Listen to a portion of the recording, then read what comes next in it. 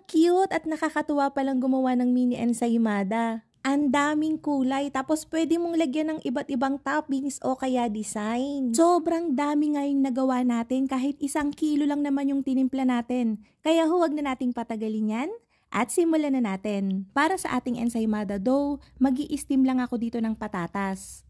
Before kasi, dehydrated potatoes yung gamit natin. Kaya lang, ang dami palang walang access doon, kaya patatas na lang yung gagamitin natin.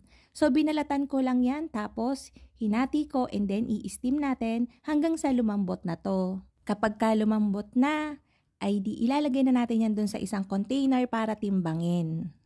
Maunti lang yung gagamitin natin today. So dito, magbabawas lang ako ng 50 grams para dun sa gagawin nating dough. Imamash ko lang yan hanggang sa maging pino. Kaya mas prefer kong gumamit ng dehydrated potatoes kasi kaya natin siyang timplahin kung ano lang talaga yung kailangan natin. Walang sobra. Dito, meron akong 1 kilo ng all-purpose flour. Wooden spoon ng Pilmico yung ginagamit ko.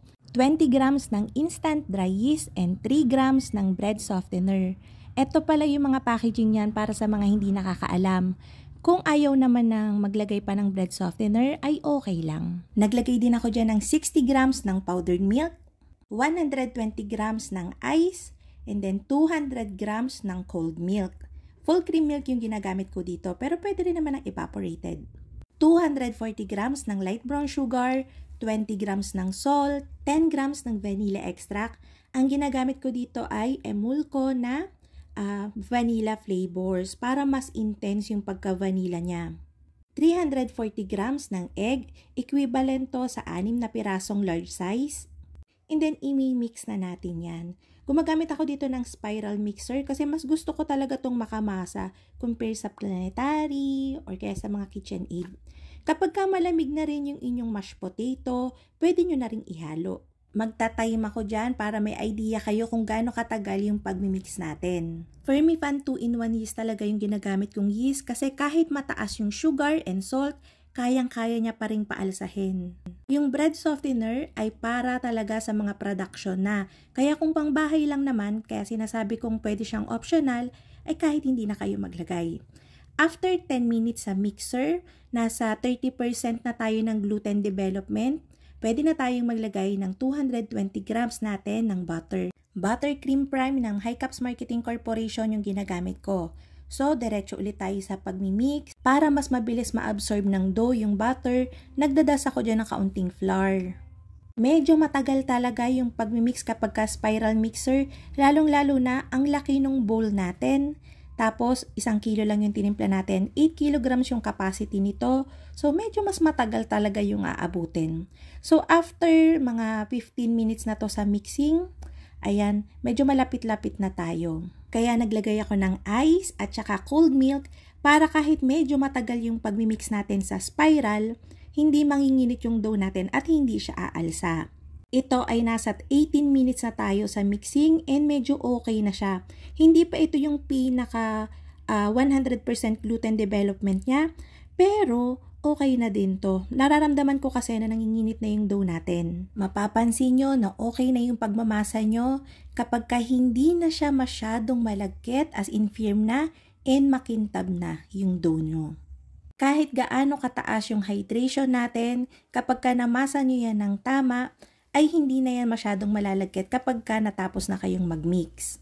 So, binilog ko lang yan and tinakpan ko ng plastic and nirest ko siya for 15 minutes para lang ma-relax. After 15 minutes, nilagyan ko yan ng butter para kapag kakinat natin ay nagpatong-patong siya, hindi magdidikit-dikit yung pinagpuputol-putol natin. Pinuputol ko to ng nasa 25 to 28 grams each para sa mga mini ensaymada natin. After nun, bibilugin natin yan lahat and rest ulit natin for another 10 minutes. Kapag ka mga regular size na ensaymada, nasa 55 to 60 grams each ang putol nun. Nasa 78 pieces yung kinalabasan nito. After 10 minutes, bibilugin ulit natin yan and ilalagay na natin yan dun sa mga trays. Ang ginagamit kong tray dito ay 2 ounce na cupcake pan. Heavily grease yun ng shortening. Dahil mataas yung sugar, yung salt, yung egg content ng dough natin, i-expect nyo na matagal talaga yung proofing time nito. Hindi ako nagbo-bulk fermentation, yung papaalsahin nyo muna siya ng buo bago tayo mag-cut and magmolde. Kasi sa production talaga dire-diretso sa amin kaya hindi na ako naggaganon. Pero kung gusto nyo, pwede din naman.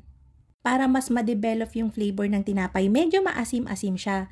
Pero ang ginagawa ko before, naglalagay ako ng kaunting-kaunting citric acid para mamimik niya yung flavor na naibibigay ng bulk fermentation. Once na namolde na natin yan lahat, papaalsahin natin to for 2 to 2.5 hours.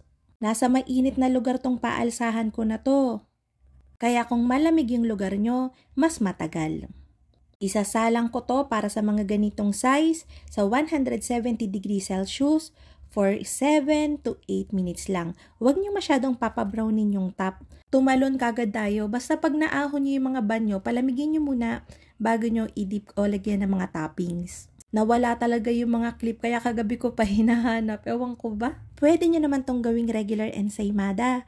Pero gusto ko talagang itry dito yung mga pinadala sa atin ng Colata na glaze. Parang ang cute kasing i-display nito yung maraming colors, maraming flavors, maraming design. Di ba pagka magkakadikit yung mini, parang ang cute talaga. Ang dali pating gamitan kasi hindi ko na siya mina-microwave napaka-smooth na and glossy nung finish. Pinaka nagustuhan kong flavor dito ay yung tiramisu flavor nila. Ang sarap. Meron palang flavor dito na kailangan mo siyang i-microwave ng mga 10 seconds lang. Katulad ng mango at saka orange kasi mas matigas siya compare dun sa iba.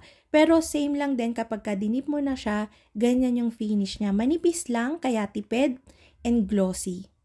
Ang cute nga nung nakita kong magkakadikit na yan. Para sa mga pang-design natin, pwede kayong gumamit ng sprinkles, ng crushed Oreo, marami pang iba mga pang-toppings na nuts. Ako ang ginawa ko, naglagay lang ako ng iba't ibang colors sa piping bag.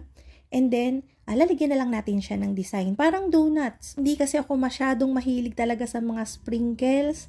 Kaya gusto ko ito na lang. Nung una ko tong sinubukan, akala ko hindi nagseset yung glaze. Pero nung kinabukasan na napansin ko, nagseset naman pala siya, natutuyo naman yung ibabaw. Pero pag kinagat mo, doon mo mararamdaman na creamy pa din.